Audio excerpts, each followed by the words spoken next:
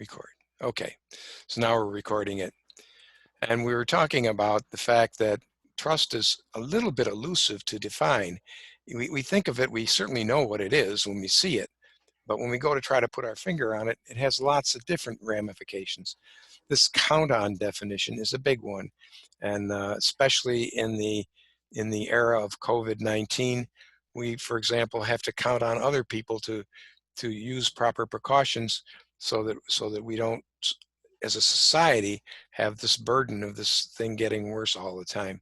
And when some people refuse to be counted upon, refuse to do the right thing, then we all suffer. And we're seeing that happen, and it's tremendously expensive in our society.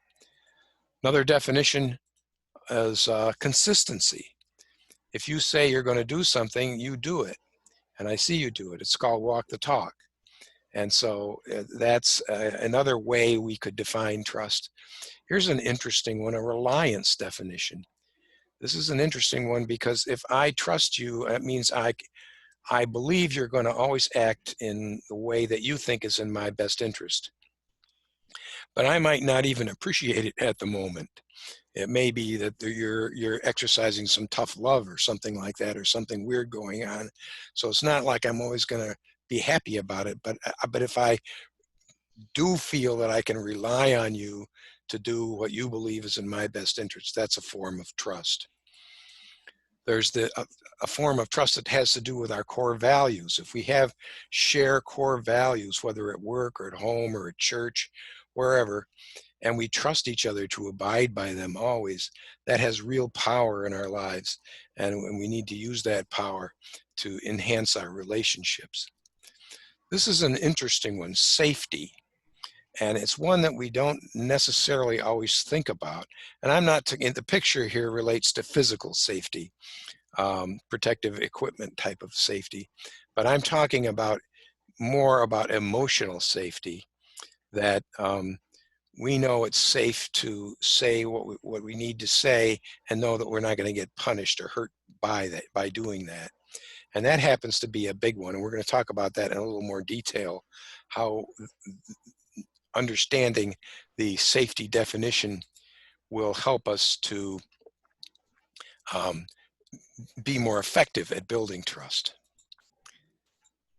And then there's a vulnerability definition. If you think about trust, when we trust someone, there's always risk involved. There's risk that the person's going to let us down. So by trusting someone, we're always putting ourselves in a vulnerable position.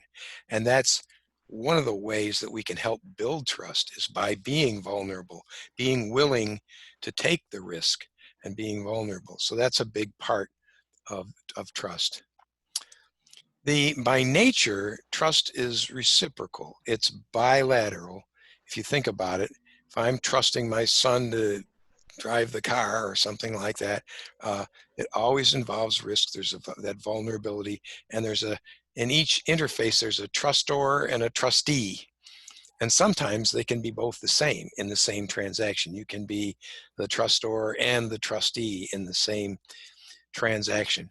Think of trust in a transactional state, that it is something that is going on all the time, and we have these interfaces with people that change the trust. So I talk about the first law of trust being one of the ways we can build trust with people is find ways to trust them more. It doesn't always occur to leaders to think that way, but it really does work in a reciprocal way. If you extend more trust to others, you will see them trusting you more. So that's kind of a clue of a starting place that we can help to build trust, is by extending more trust to others. I wanted to share a little bit of data about trust. This comes from a study that's done by a man by the name of Richard Edelman. He does what's called a trust barometer every year. He's been doing it since, I think, 2002. And in the USA, we had a very unusual situation happen in the year 2017. We experienced what I would have to say is a trust free fall. They measure it on a point scale, 1 to 100, and I'll show you some of the data and how it works. But from 1 year to the next within a particular country, anywhere in the world, you generally don't see more than 3 or 4 point difference from 1 year to the next. It's only happened one time that I can remember since they've been keeping the data that it's been more than 10 points in 1 year, up or down. But in 2017 in the US, we lost 23 points out of 100, which is by far the worst point difference that we've ever seen. So I wanted to show you how that looked in the United States. There's Edelman there, what he looks like. But they measured trust in business, government, non-government organizations, and the media. And you can see that in the year of 2017, all 4 of those elements of our society took a major hit in trust. And so this is the composite index, went down 23 points in that short period of time.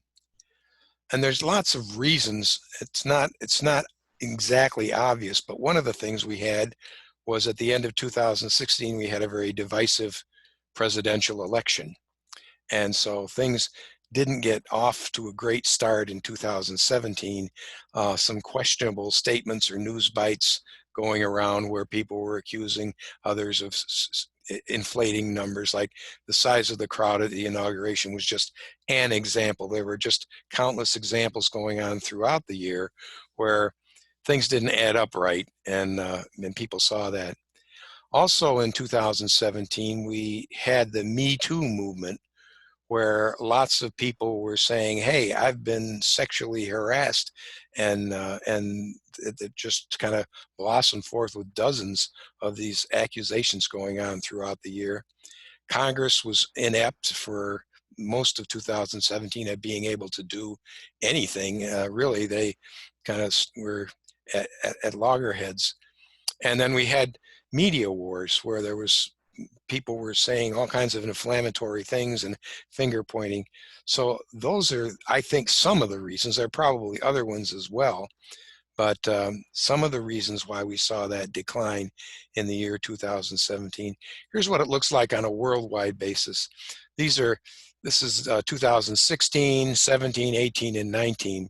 And you can see that in the USA, trust in 2016, before the election, was we were like 4th or 5th from the top in the world in terms of trust. And by a year later, we had dropped all the way down to dead last in the world, behind Russia and Poland and some of the places that typically come in very low on trust. Notice here that China generally comes in high on the trust scale. Does that compute to you? Anybody want to make a comment on that? People often notice and say, what's this with China being the highest in trust? And they have done a lot of study on what's driving that. And they believe that it's real. It's not people say, well, it's a communist country and the people are saying what they want, the government wants them to hear. The actual truth is, if you're a person in China, if you're an adult in China, and if you've lived there for 20 or 30 or 40 years, things are heading in a better direction for you. And so that's a manifestation of them saying that something is going right. And they also view government and business as basically the same thing. Government and business are viewed in the same light, whereas in the United States, government and business are not. Government is usually, probably 15 to 18 points lower in trust than business. But so you see, we took this huge hit in 2017 and then fought our way back in 2018 to a little bit. The things in blue here are what they call high trust countries. So we made it up to a high trust country, but then we fell back again last year. And my prediction is that in 2020, we'll get the results for 2020. They do the study in November. So it's a telephone interview situation in 28 different countries. And they do this November, they'll be doing the study again all around the world, and we'll see what happened to trust all around the world. But I'm very suspicious that the United States will hit rock bottom again because of all of the things that we have going on. When you can think of a perfect storm that's going on in our country right now, it's the obviously the effects of COVID and the uncertainty and the lifestyle changes and the worrying about kids going back to school and how that's all going to play out. That just that's not going to go away anytime real soon. We are going to deal with that well into 2021. So that's one element. Second element that's huge is this whole social unrest thing that was brought upon by the death of George Floyd and others, that just points out that we have a systemic problem that we have not solved, and we have to change. We have to change the way we think. We all have to change the way we think. I have to change the way I think, and do things differently. And so that that social unrest is going on in parallel with the physical unrest with the COVID-19 and our lifestyle unrest. So all of those things are those are two forks. And then there's a third factor, which is that we're going through another uh, very difficult presidential election cycle. It's going to be divisive and nasty, for sure. So those three things happening to us at the same time, we're coping with huge amounts of uncertainty and pain. And it's, as we go into 2021, it's going to be incumbent on the leaders of organizations to help rebuild the trust that's going to be, I believe, when we look at the 2020 figures, it's going to be a disaster. Here's an interesting fact that might be of interest to you, that there was a shift in 2013, about 7 years ago, where prior to that time, they asked a question: how many times do you need to hear something about a specific company to believe it's likely to be true? And it used to be that people would come in, and about 70% of the people would say, oh, once or twice. If I hear something once or twice, I'm likely to believe it's true. And then in 2013, when they asked the same question, the numbers jumped up, and they've stayed up to where what people are saying now is, jeepers, I need to hear something 3 to 5 times before I'm likely to really believe that it's true. And so we've become more skeptical, and that's showing up here. And that's really important for leaders to understand, that it's no longer enough to put out an email or have a town hall meeting or even a one-on-one meeting with someone to share important information about a company. We have to think about how to do it creatively in 3 to 5 different ways, so that people are likely to absorb what's being told to them and believe it to be true. So this is a significant shift, and it hasn't changed back. Here's a fun one about the most and least trusted occupations. I suppose you'll agree that nurses and doctors and pharmacists are pretty high on the trust scale. You probably also agree that members of Congress and car salesmen are on the low end of the scale. It's kind of interesting to watch this. This is Gallup information, and this business with nurses, generally they come out on the high side every year, year after year. And when you think about it, it makes a lot of sense, because what nurses are, high touch, high human interaction, and healing. So therefore, it's makes a lot of sense. But there's the list, and of course the one that I think people are going to be watching over the years is police officers, saying where would that come out now? Because this data here is about 3 years old, and if we did it in 2020, would police officers still be that high, or would they be much lower? I think that's and then what that is a function of the little devices that we carry around with us all day, that we have an evidence-based situation where if a policeman is going rogue or just getting out of control, we now have ways to see it, where before maybe that was happening at the same level, but we didn't know it. Now we see it, it's on the news. And so I think that's a situation that's happening and going on and affecting that social unrest part of our problems greatly. Well, when you think about trust, I think most of us go to that top bullet. We think about people.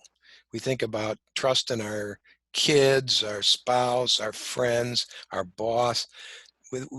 That's where our head goes mostly.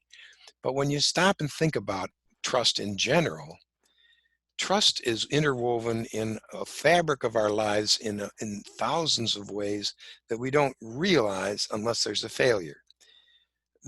Whenever you take a pill, you're trusting that product to be safe. You wouldn't take the pill if you didn't. When you get in your car and you start up your car, you're not really paying attention to the fact that there's thousands of explosions going on under the hood. You know, it's just you step on the car, it's gas and the car goes. And when you step on the brake, the car stops. And you don't really think about the fact that you're trusting that system to work correctly unless there's a failure. If you step on the brake and the car doesn't stop, well, you're aware of that instantly. But most of the time, we're trusting these products and we don't think about it at all. We just go ahead and do it. Same with organizations, with our job, with the Red Cross, the media. We're trusting these organizations to provide us information that we believe is accurate. Now, trust in the media has been going down dramatically year after year. And I think that's probably well-deserved when you look at the way the media handles things and the fact that depending on, you can dial in whatever news you want to hear or from whatever angle you want to hear it. So trust in the media is taking a hit. Trust in systems.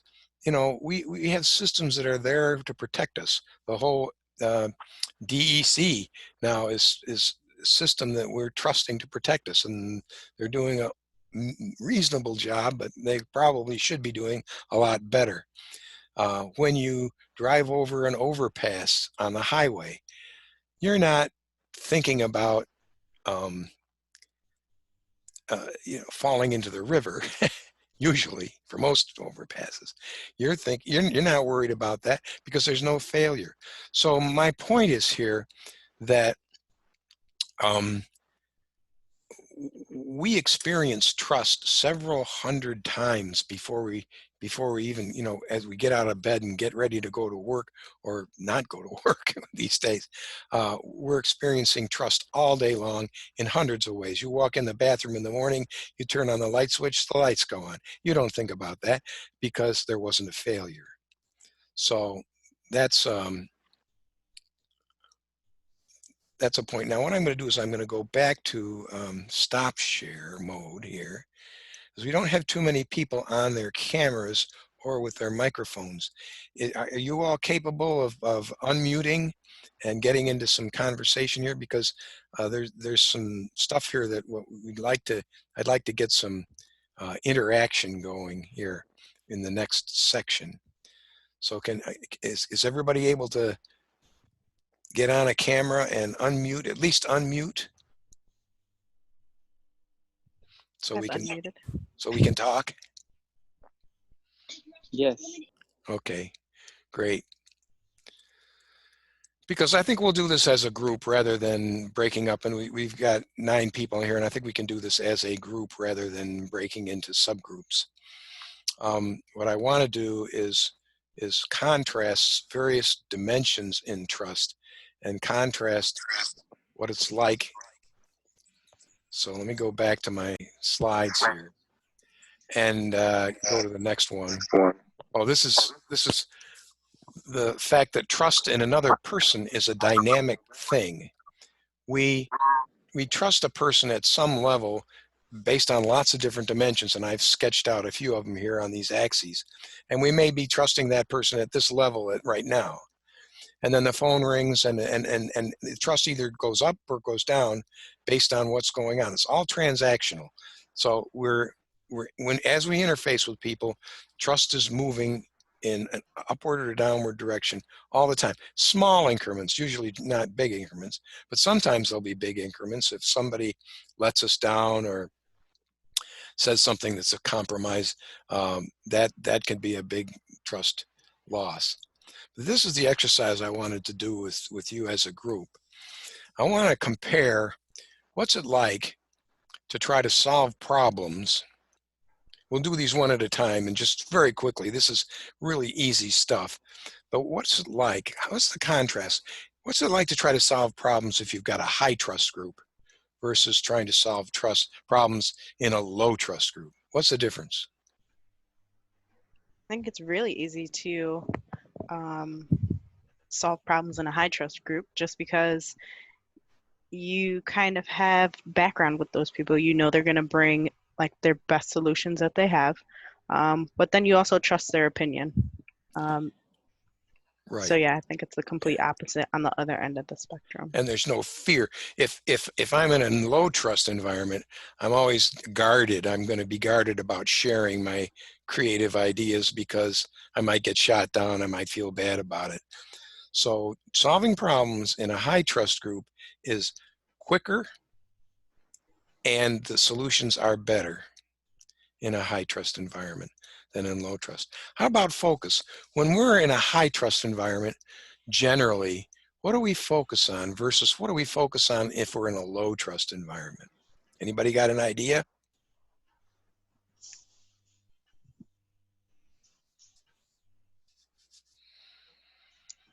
I have an idea, but I'm going to let somebody else go. Okay. It looks like Emma was coming off of mute. Oh, hi. Emma? I was gonna say that in a low trust environment, I'd be more worried about like my base needs, like am I safe or comfortable or in this with the group I'm in or in the space I'm in. Whereas if it's a high trust environment, I might be more focused on maybe like making social connections, or I don't know like what exactly environment it would be, but like maybe meeting a new person or having a conversation. Yeah, that's good, Emma. That's right. When we're in a high trust environment, we tend to focus on what we're trying to accomplish, what we're trying to get to, what we're trying to do. If there's a new product we're coming out with, or a big job that we're working on, or something, we focus on what we're trying to get to. In a low trust environment, you'll find that people are mostly focused on each other and are protecting. They're just like you said, Emma, you're looking out, you're in a low trust environment, you're worried about, compromising something that's of value to you. So you're guarded, and you're focusing on the other people rather than what you're trying to do. How about communication? What's the difference between trying to communicate? If you have a low trust group and you want to communicate with a low trust group, what does that look like versus if you have a high trust group and you want to communicate with them? What does that look like? I think it's pretty similar to focus. If you have a low trust group with communication, they're not going to be speaking. They're afraid of what they're communicating is going to be, how it's going to be judged. Judged, yeah. Where if everyone has that high level of trust, they're more outspoken, they feel more comfortable to project their ideas, and there's a good dynamic in communication. Yep, excellent, excellent, Stephanie. What communication, this is a very stark difference because when trust is low, it's very difficult to get the thought from my head through my mouth into your head and have it be understood the way I intended it. It's just, there's blockages and things that get in the way. Whereas if it's a high trust environment, there's something about it that just translates.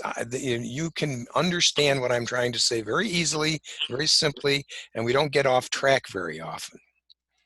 So that's the big difference in communication. How about customer retention? What's the difference between a high trust group and a low trust group in terms of customer retention? When you say customer retention, is that like, okay, in a high trust and a low trust group, are you saying the trust between the customer and the person providing the service? Or are No, you just saying, okay, no. just within like the company? I'm talking about, let's use an example. Let's say you walk into a McDonald's restaurant and the employees of that restaurant it's a low trust group. They hate each other, okay? It doesn't take you very long to figure that out. You see that almost instantly, as compared with if you walk into a restaurant where there's a really high esprit de corps and really people really like working together and enjoy each other. You feel that it's almost in the air, it's instinctive, and it translates into you in such a way that if you're the customer, you're not going to be too anxious to go back to that low trust group. You'd rather go and have lunch in a high trust environment. And so that translates into every single business. Whenever any of us are interfacing with the customer, we are the ambassadors of the culture that we're in. And if we have a lousy culture, we're translating to that customer that we have a lousy culture. And that's going to affect the bottom line in terms of, does the customer return? Hmm. So it's really an important one.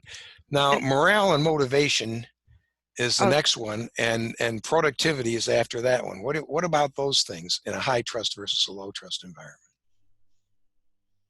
Is it pretty obvious? Bree, I think you were gonna say something. yeah, no, I was gonna say when it comes to customer retention, I think you brought up a good point or a good analogy with the food service, because it's not just seeing those people work together. You kind of assume that they're gonna take your anger out on the finished product. They're gonna take their anger out on the food. You're not gonna want that finished product either. Amen. Um, Yep, I agree. Yeah. It undermines the credibility of their operation in many mhm. ways, and you sense it. I can tell you, there's a McDonald's restaurant on the thruway that when I go in there, I'm every single time I go in there, I say, "My gosh, how do these people stay in business? This is a horrible environment." They're always Same with arguing with each other. Chick-fil-A. Yeah. So, Yeah. okay, how about let's do morale, motivation, and I lump productivity because I think they're the same thing, and it's pretty obvious, isn't it? Yeah. I can speak for my own work environment. The morale and the motivation in the shop is very, very, very low right now. So it obviously impacts the productivity. We're several $million behind on backlog. People are quitting left and right on the shop side of the business. So it does go hand in hand, and that's because they don't trust the leadership on the manufacturing side. Where on the engineering side, everyone is content, high trust, no complaints, good productivity, meeting our metrics and things like that. So it definitely impacts the quality of work that comes out and the productivity. Yes, I took a lot of data when I was in manufacturing and took some measurements and found that high trust groups are at least twice as productive as low trust groups. Because in low trust groups, because of the low morale and motivation, what you're getting is people sniping at each other all the time. You're not getting the people focusing on the job to be done, the work to be done. And so they're always griping, and it's a tough life to live if you have low trust. And you can take a group that's performing very poorly and change the leadership around and get a very good leader in there that knows how to build trust, and just watch the productivity double in about 6 months. It's amazing. I've done it several times. It's fascinating to watch how that works. And the people, all of a sudden, the people are having more fun. They're properly led, you know. The one on the red one on the bottom there, need for perfection, is an interesting one. This has to do with leadership. If I'm operating in a leadership mode, so I'm leading people, and I'm leading people and we have a high trust group, how perfect do I need to be on a daily basis? Versus if I'm a leader of a low trust group, how perfect do I have to be? I want to say for a high trust group that you don't have to be as perfect because they can kind of pick up what you're putting down and they'll be like, all right, I'll fill in the gaps here and there. Exactly. Exactly. And if you're leading a low trust group, you have to spin everything exactly right, because if you give them any opportunity to misinterpret something that you've said and cause a ruckus, they'll do that. They're anxious to do that. They're like coiled snakes ready to strike at you if you make any missteps. So the need for perfection, I've witnessed that. This came from my third book, that the CEOs of organizations where they've managed to have high trust, they were given the ability to be human beings. They could make a mistake and people would forgive them, and it would not be a catastrophe. Whereas CEOs or high managers of low trust organizations, oh, they were staying up all night trying to figure out how they're going to, how are we going to sell this? How you got to make them believe it, but how are we going to do that? And they were just worrying about the fact that they had to be perfect or else they'd get nailed. So that's a very interesting one. How about development of people? What's it like to try to develop people if you've got a high trust group versus a low trust group?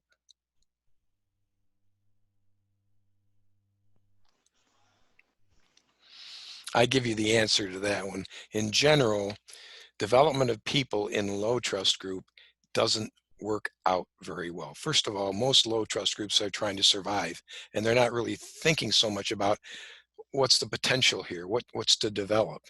Most low trust groups don't do a very good job of training because they're focusing on trying to make ends meet and keep the business from going under.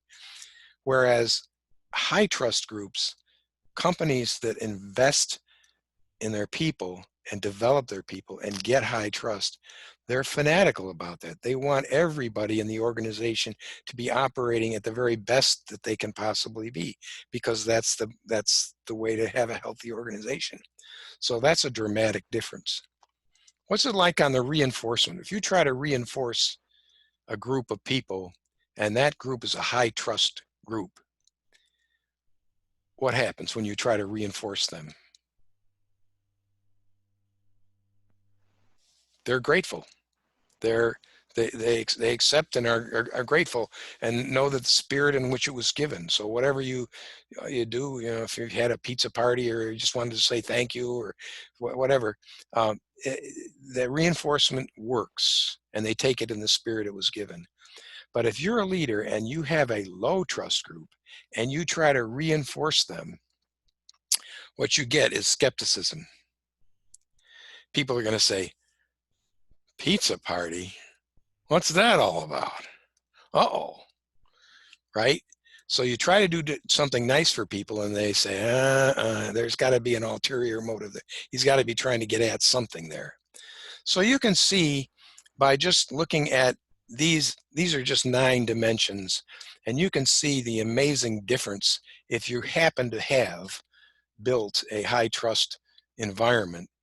Everything works well. And if you have a low trust environment, it's miserable. It's just miserable.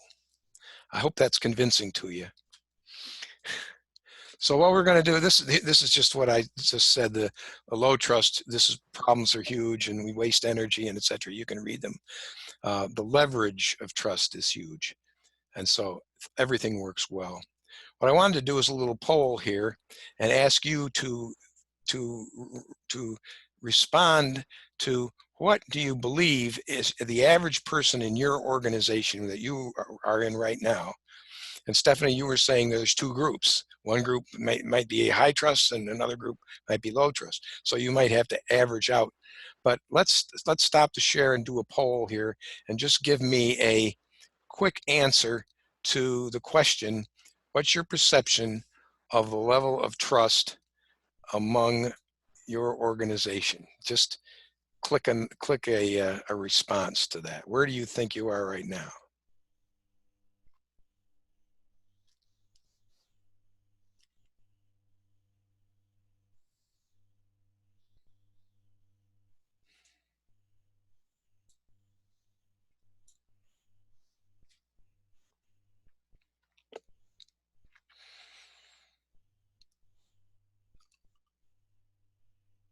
Okay, I think we got 1, 2, 3, 4. There's still a few people haven't rung in yet. Everybody vote. We won't say who just said what, so you don't have to worry about that. I just want to get the distribution here. Yeah, I can't vote because I'm a host, so Okay. you will have to. Okay. All right. So this is the results that you all put in. We had one person voted 10, one voted 9, one 8, one 6, and one 3. Now, the interesting thing is that is not anomalous. I run into that most of the time. Now, you're not a cohesive group. That is, you're not working together in the same organization. You are in the same club, but you're not in the same organization. So you're talking about different organizations. So it would likely be spread out like this. Typically, what I see is I'll see a cluster of people that vote. Let's say if I had 100 people all in the same organization, we'd have a cluster of people voting for 3 or 4, and we'd have a cluster of people voting for 8 or 9. Generally, not many 10s. That's really good. That one person believes it's extremely. That's excellent. But generally, that would be a bimodal distribution. There would be very few 5s. And some below average and some above average. Why do you think that works out that way? Typically, that's what I'll get when I do that exercise. Why do you think that happens? Are they all coming from the same department? Like maybe they have different managers or teams? Yeah, so you have different groups and reporting to different people. Like Stephanie was saying, the difference between the production folks and the engineering folks. Big difference there in terms of trust. So that's true. The other thing is, I think you mentally you look at that scale 1 to 10 and you say, well, 5 is average, whatever that means, whatever average trust is. And you might say, I think we're a little better than that, or maybe we're a lot better than that, or I don't think we're even up to average. So I think that 5 in the middle kind of sits there, and then the data sort of bifurcates and you get a bimodal distribution, even within the same organization. It's fascinating to watch. I picked 3. I was the one who picked the 3. Did you? Oh, wow. Yeah, because the manufacturing side is bigger than the engineering side. It Okay. accounts for So the weight. 80% of my company. Okay. Just a quick note about transparency. Would you all agree that being more transparent is a good thing? I think most people would. But I think if you think about it, we could all agree that sometimes being transparent is not a good thing. There are actually times when being transparent can end you in jail. If you're considering a merger or something like that, and you come out and tell everybody, that's against the law. You can't do that. So transparency, think of it this way. If every thought that you ever had came out of your mouth, you might have a rather rough life. So the idea is the best policy for an organization is openness.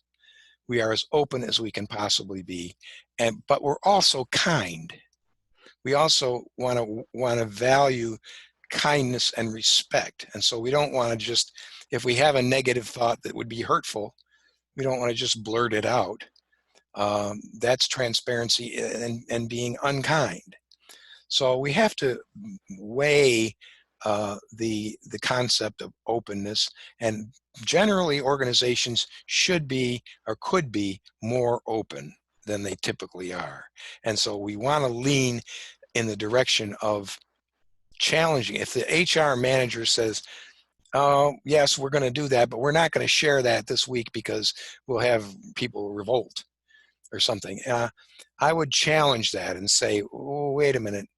People are much more appreciative of the true clue, the true news early on, and they can deal with things that aren't pleasant much better than they can deal with duplicity, where you're playing games with them. The minute they start to feel that you're not telling them the truth, then you've really lost a lot of trust. So that's how trust and transparency works.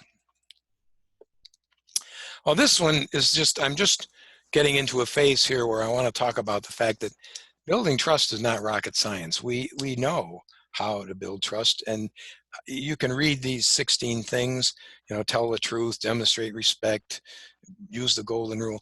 We all know these things instinctively would build higher trust in an organization.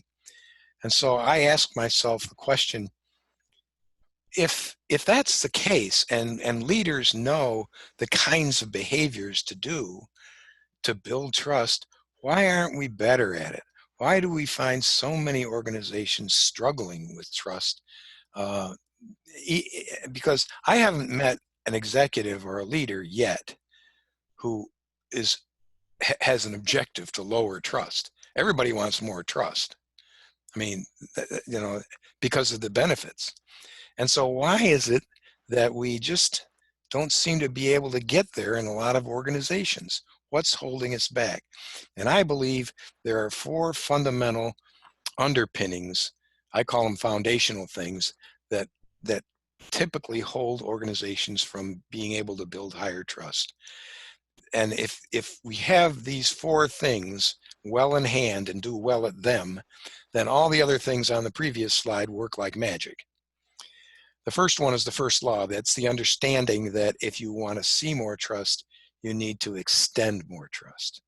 That's what we need to do with any organization. We need to show more trust in the people, and that will get us more trust coming back. The second one is values. A lot of organizations have values, but when I ask the executives, do you always follow the values even when it's difficult or expensive? I get some kind of waffling. Like they'll say, well, we try, which is the wrong answer. If you have values, it's essential that you always follow the values, even when it's costly or inconvenient to do it. Because values don't do you any good if you don't follow them when it's difficult to do. So that's a telltale sign. Accountability, we need balanced accountability, not just punitive accountability. And I'm going to talk about that a little bit later in this session, how we get to balanced accountability. But I think the one at the bottom, reinforced candor, I believe is a leadership behavior that it's what I teach when I teach leaders. If you can understand what that is and how that works, then you can build trust and all the other things will work for you. So I'm going to describe what this reinforced candor means, because it's kind of, those are odd words, and describe what it is. This is my model for building trust. I have a bunch of things that I call enabling actions. First of all, I have a bunch of things called table stakes, which are like an ante in poker. You don't get the hand if you're a leader and you aren't open and honest and ethical, and you don't honor your commitments. You're never going to build trust. That it's out of the realm of possibility. So those are table stakes. You got to have the things in orange there, or else you're not going to build trust. Then the things in black, the more you can do, the more trust you can build. Like admitting mistakes is a good one here. Admitting mistakes is generally, for most types of mistakes and most leaders, admitting a mistake is a trust builder, not a trust buster. It's not a trust builder if it's the same mistake you've made 80 times before. It's not always a trust builder, but in general, for most mistakes that people make, they're honest mistakes that happened that I didn't see that coming, and I got caught, and I'm sorry. And when you do that and you're a leader, that helps to build trust. Would you all agree that that helps to build trust? But Yeah. this thing reinforcing candor in the middle is the lion's share of how you can build trust if you're a leader. So let's take a look. Here's the table stakes. It's like the pot in poker. The enabling actions, the more you can do, the more trust you can build. And let's talk about this concept of reinforcing candor. It starts with a concept that trust is like a bank account. You think of trust as an account that we have with another person. And it's like a bank account. On a daily basis, both of us are making deposits or withdrawals to the trust account with the other person. By our actions, by what we do, we're making deposits and withdrawals. And the current balance is what determines how much trust we have. Can you all buy into that analogy? It really is, it really works like that. And so the key thing is, how do we manage the deposits and withdrawals? So I have a little device that I built here called my ratchet effector, my trust barometer. And what I want to show you and relate to why reinforcing candor does that. So I have a video that I want to show you now. It's a very short video, but it describes this phenomenon rather well.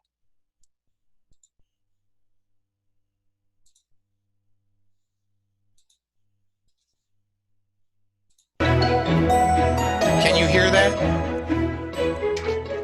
Hi, this is Bob Whipple, and I'm also called the Trust Ambassador. I wanted to share a very brief analogy with you about trust and how trust is built and lost over time.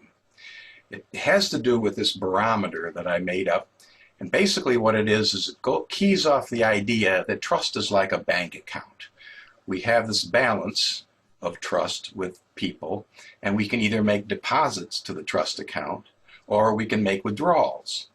And so what I like to do is show people how when trust is there and we build trust, we usually build it in small increments. We don't build it in large increments. Basically, we do things like we're consistent with people. That's a small deposit. Or we walk our talk. We do what we say we're going to do. That's a small deposit. We're happy and we're nice with people. Basically, all the things that we do day to day after day build up the relationship with the other people with the relationship of trust, and it grows to a good balance. Unfortunately, when there's a withdrawal, it tends to look like this. So we had built up a high balance of trust, but it was all wiped out in maybe one sentence or an email or even some body language at a meeting. But look at this. When we would go and what would we do if we lost trust? What we're going to do is try to build it back. So we're going to do all the things we did before to make deposits. We're going to walk our talk. We're going to be nice to people. We're going to give good feedback. We're going to praise people when they do well. We're going to do all these things. But you notice I'm making deposits day after day after day after day, and nothing's happening to the trust account, to the trust level. It takes an awful long time to build back the equity to where our deposits are actually registering in trust. But look at this. Well, what if you set up an organization such that when trust was high and then we had a withdrawal, instead of it crashing down, it looked like this? That would make a huge difference, because now as soon as we start making deposits, we're immediately building back the equity. And that's the concept that I call reinforcing candor. And we're going to talk about it in this program and how effective it is at making that phenomenon work in our lives.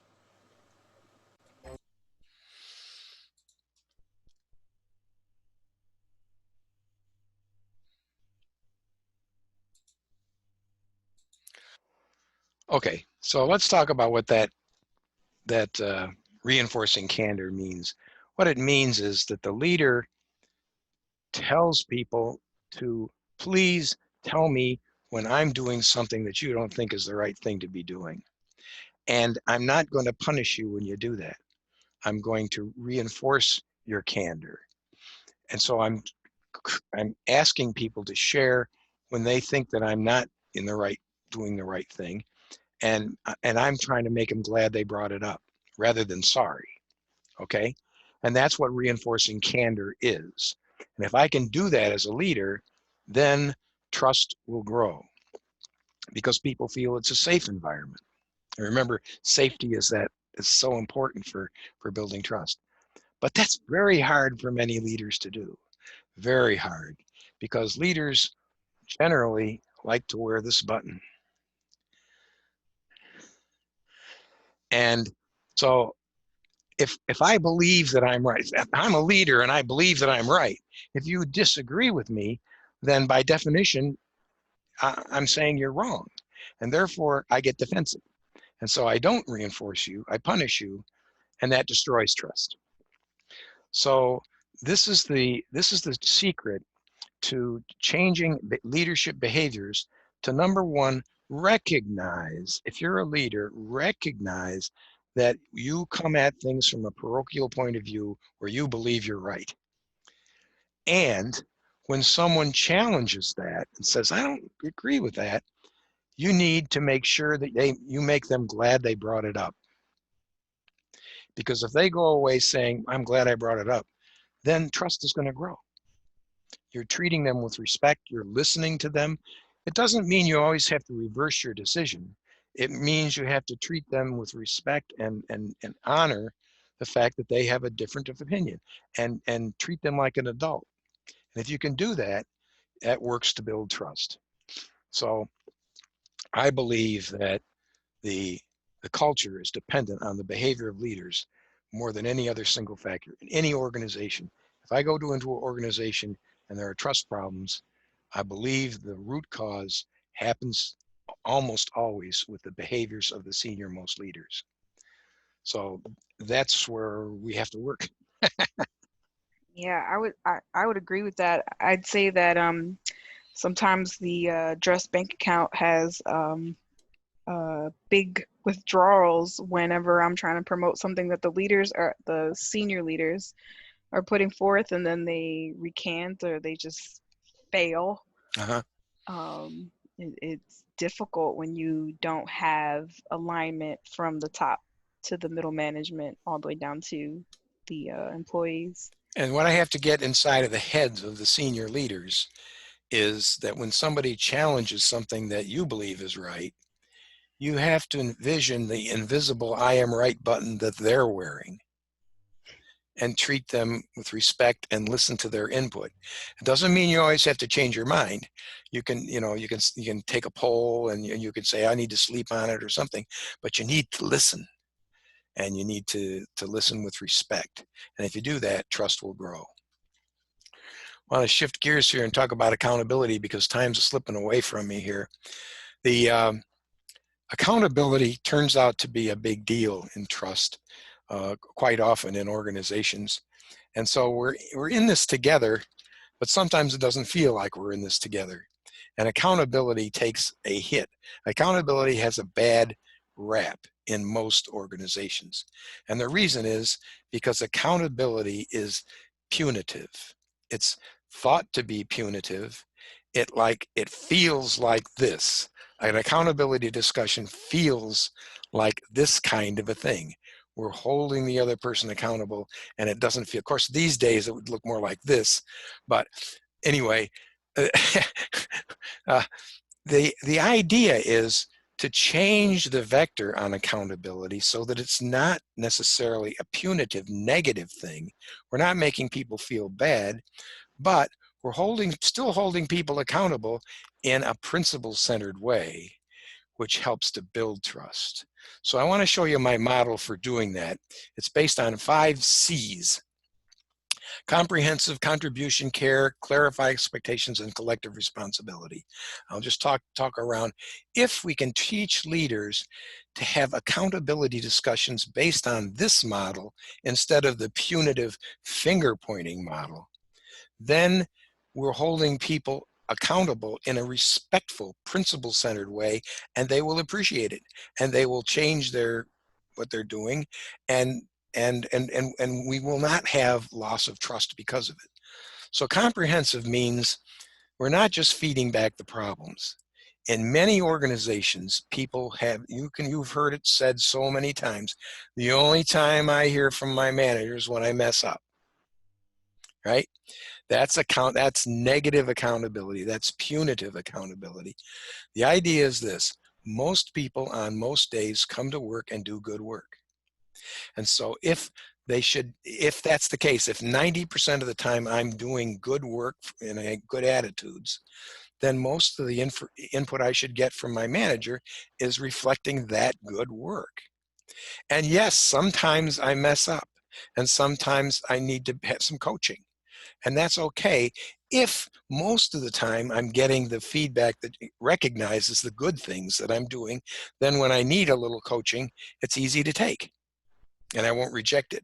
But if the only time I ever hear from my boss is when I've done something wrong, then I'm going to get pretty sour pretty quickly. Contribution means if I'm a leader and I'm having accountability discussion with an employee, I need to at least consider that there are two people in the room. It's not just the employee.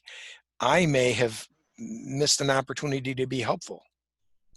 I may have not understood the fact that the person's mother just died, or something, a mitigating factor that I wasn't, and I could have contributed to the success rather than the person failing. So I need to at least, now just don't read this wrong.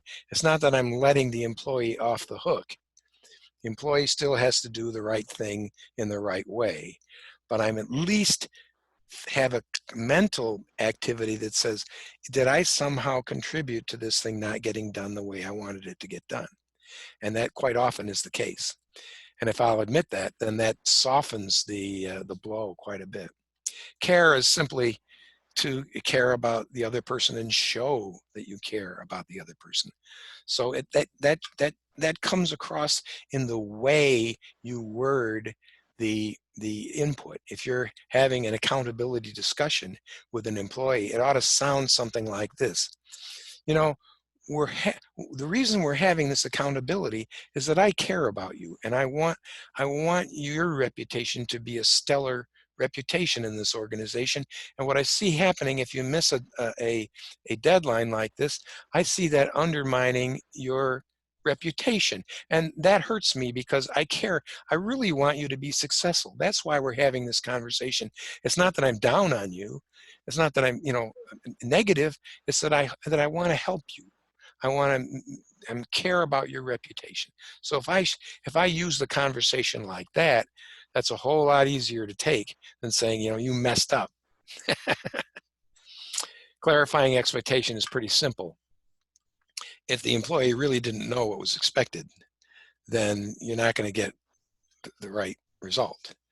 And the idea is this: when working with another person and passing off a thing for, let's say you're passing something to a technician to do, okay? So you're an engineer and you're passing a thing, and so and that there's some technicians that are bulletproof. If you ask them to do something, it gets done. It's done on time. It's done well. And you know those people. You also know some people that are spotty, that, sometimes it works out and sometimes they goof off, or sometimes they don't get it straight. And so if it's someone who is spotty, or even, maybe even worse than spotty, maybe most of the time they get it wrong, you have to take extra steps. And the extra steps are, if it's somebody that maybe there's a chance that they might misinterpret, before we agree on what's to be done, you ask the employee, now what's the deliverable here, and by when, so that it comes out of their mouth.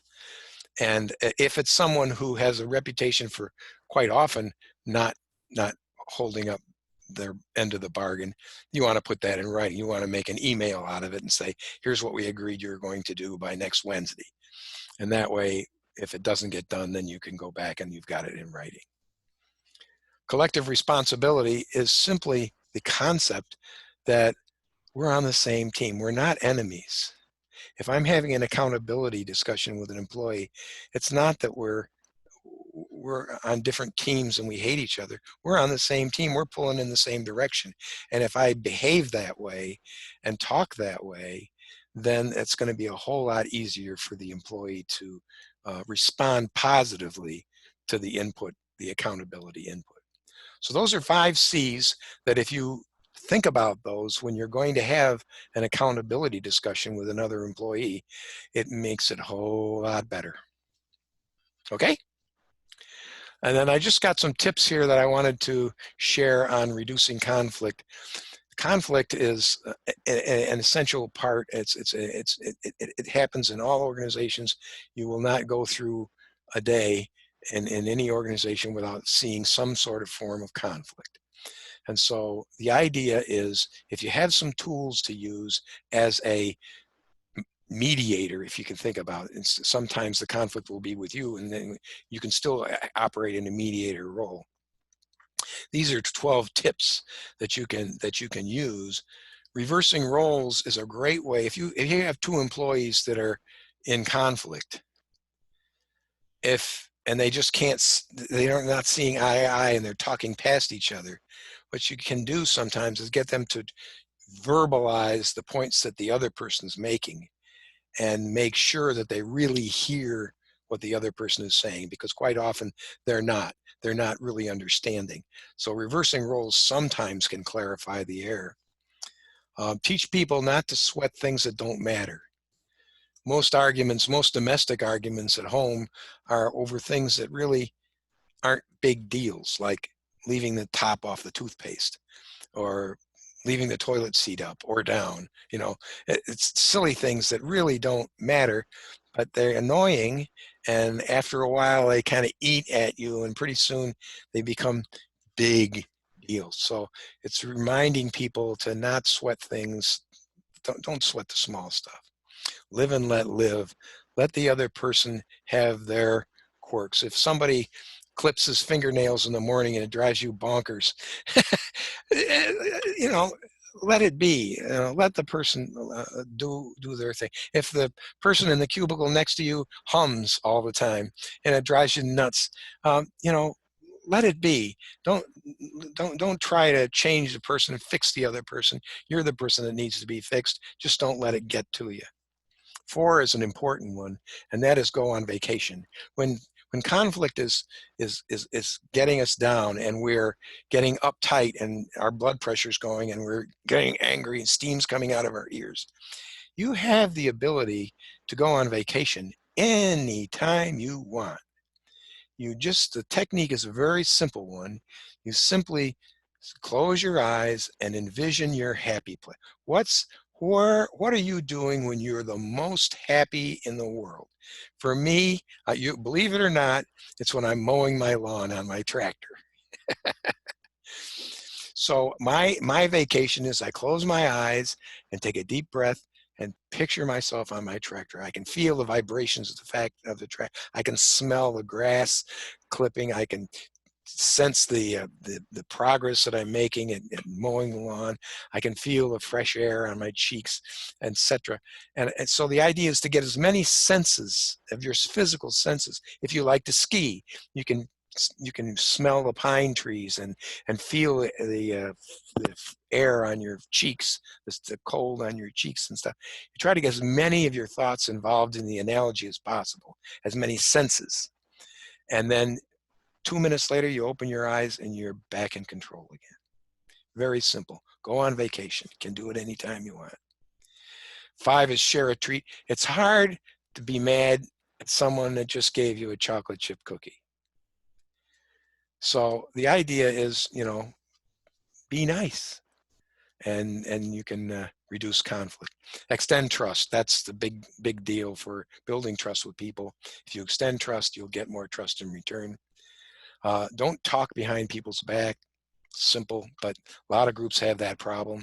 And so one of the things that's helpful is you can sometimes generate a secret signal that when we're talking behind someone's back, that we have I know one group that says, "Oh, let's go get a coffee," and that's when they say that, that means, hey, somebody's talking behind someone else's back, and we don't want to do that in our group.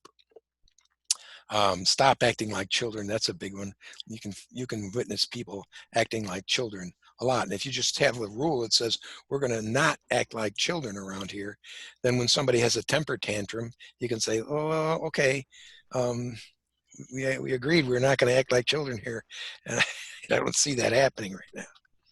Care about the other person. When you care about people, it shows.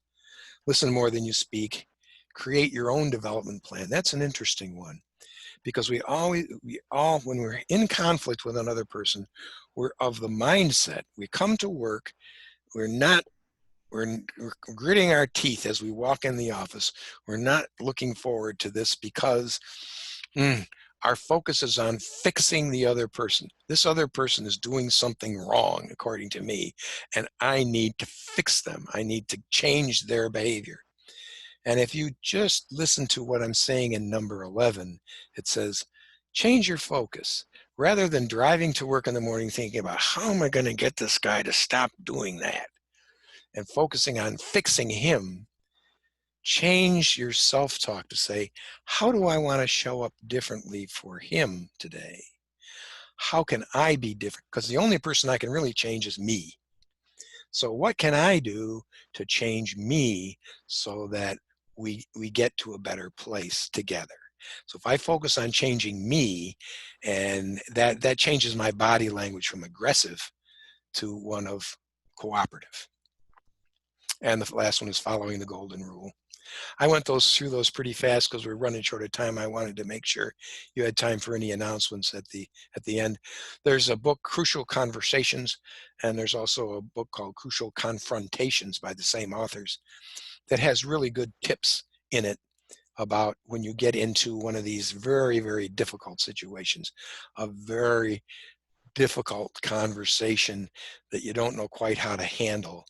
There's a resource book that you can go and gives you some wonderful tips at how to do that. And you'll run into times in your life, it doesn't happen very often, but maybe a couple times a year, you'll be not looking forward to a conversation that you're about to have with your spouse or with your boss or something that just, and so, think about getting a copy of this book and having it available to use in times like that. When you are the mediator, the idea is you want to get both parties to talk. You want to make sure that people are hearing each other and look for areas of agreement. You want to start with what can we agree on? Okay, so we have disagreement. We have a disagreement about this and about that. What can we agree it's Wednesday? Can we possibly agree with that? And so asking for cooperation is a really important part of the mediator. Mediator says, I need your help. If we're going to get through this, I need your help. And those are magic words to say. And of course, if people agree to do something, make sure that it's documented so that we can check up on it. I put a little information there at the bottom, a website, Mediation Training Institute. They've got some really interesting video toolboxes that are short videos about various kinds of conflict and how mediators can work their magic. So if you're interested in this topic, there's a resource there for you. And that, my friends, is what I have prepared to share with you. I wanted to give you a little time at the end to reflect, and also if you have some announcements that you want to make for your organization. I do have a question, and I think you kind of hit on it just a little bit, especially with crucial conversations. But I think that trust and accountability are a very fine line to toe. So how do you approach those crucial conversations? Because I've been taught to do a keep, stop, start, especially when you have like constructive criticism. Yeah. That can work. That's a very helpful reticle to use. Yeah, I think those tips on that second to last slide. By the way, you've got a copy of the slides, Brian, so you can share them with the group. Awesome. Okay. Well, does anybody else have any more questions? Comments?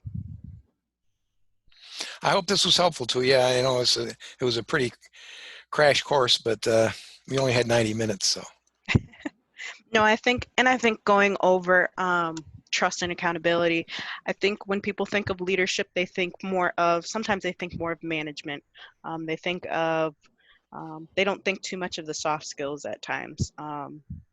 And sometimes we think, oh, okay, communication skills are important, but nobody thinks about trust and maintaining that trust and accountability with our entire teams. So I think it was a lot of information, but a lot of useful information in there. Yeah, and if you can get to a state of higher trust, just a few points higher in trust on a scale of 1 to 10, if you can move from a 4 to a 6, that is immense in terms of how the organization will function. Absolutely. Well, I just want to say, Stephanie, did you have something to say?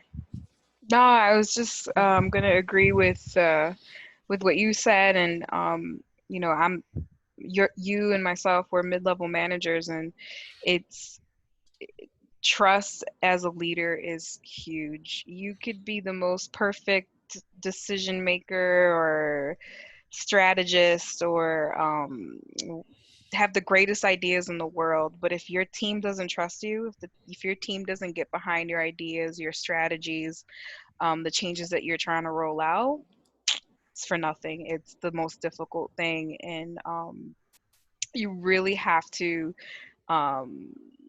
be open. You can't be 100% transparent, because sometimes you got to do things that you can't really put out there like that, but it just makes it easier when you have that kind of trust. Absolutely. The title of my third book is called Leading with Trust is Like Sailing Downwind. The idea that many leaders are sailing upwind. They don't have trust, and they're trying to get to their destination. They're sailing upwind, and they're tacking back and forth and working really hard, and it's very difficult, and it's frustrating and everything.